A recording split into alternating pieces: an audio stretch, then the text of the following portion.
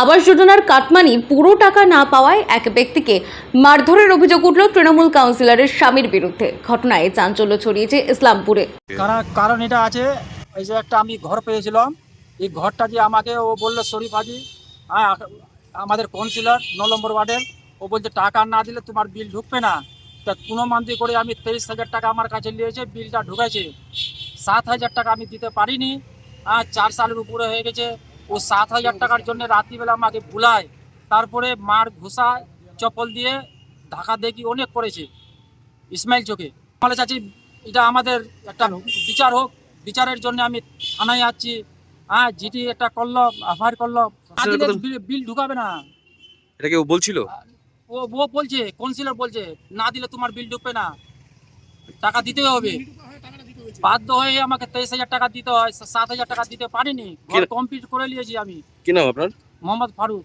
অভিযোগ, ইসলামপুর পৌরসভার 9 নম্বর ওয়ার্ডের তৃণমূল কাউন্সিলর নাগিনা বেগমের স্বামী হাজি শরীফ কাটমানির পুরো টাকা না পাওয়ায় ওই ওয়ার্ডের বাসিন্দা মোহাম্মদ ফারুককে বৃহস্পতিবার রাতে ইসলামপুর শহরে ইসমাইল চক এলাকায় একটি দোকানে ডেকে পাঠায় এবং টাকার জন্য তাগিদ দেয়।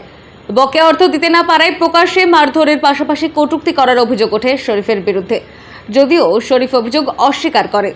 কি যে কালকে ও আজকে প্রায় 16-17 ব্যাপার। আর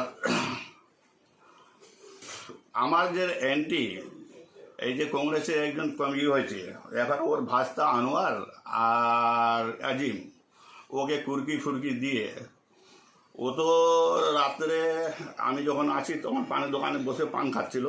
আমি আবার ডেকে ওকে বলতে চাচ্ছিলাম, তো ফের বললাম যে এখন গরমাগরমি বলবো না, যাই হোক যে বাড়িতে আসতে বলবো। এগুলো তো নর্মাল কথা।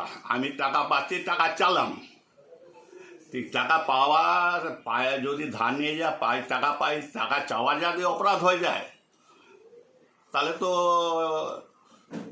কাগজ টাকা দেওয়ার লেনদেন করাটাই মুশকিল হয়ে যাবে।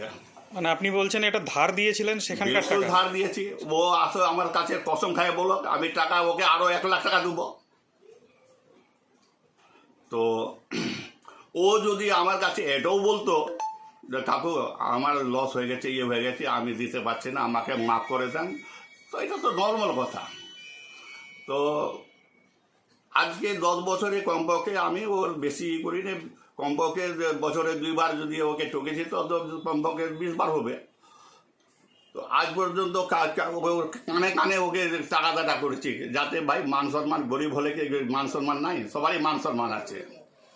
কালকে যাওয়ার সময় যাচ্ছিল চায় দোকানে, ডাকলাম তো হাতের ইশারা দিল, তো তখন যখন ঘুরে আসে তখন আমি ওকে ডাকলাম, আসলো, বসলাম, আমার চেয়ারের পাশে বসালাম। বসে ফারুক কী হলো টাকাটা?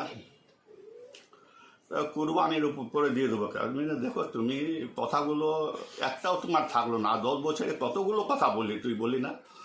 এই ধান কাটার সময় বললি যে এইবার আলু কাটে চাচা, আপনাকে বলতে হবে না, আমি আনে পৌঁছাই দেবো। তো আলু কখন উঠে গেছে, আলু উঠে গেল, এখন ভুট্টা উঠতে আজ গেল, আবার তুমি এইগুলো কথা বলছো। তো একটু আমি রাগে, আর এমনি আমার তো এখন অসুখ আছে, আমার সবসময় আওয়াজটা একটু বড়, উঁচা আওয়াজ। তো বলছে আপনি জোরে কথা বলছেন। তো মেরে আরে আমি জোরে কথা বলছি, আমি টাকা পাচ্ছি, তোকে কথা বললাম তো আমি জোরে কথা বলছি। বলে আপনি জোরে কথা বলেন না, আমি কিছু বলবোই না। এটা কীরকম কথা হলো রে ভাই? তুমি টাকাটা কবে দিবা এটা তো বলবা, আমি কিছুই বলবো না, তার মানে কি? এর মধ্যে 2-4টা মানে গাল দিয়েছি, 2-1টা গাল দিয়েছি।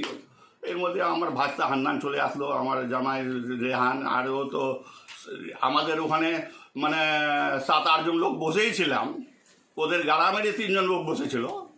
উত্তর দিনাজপুর থেকে তন্ময় বিশ্বাসের রিপোর্ট, টাইমলেস ডেপিকশন নিউজ।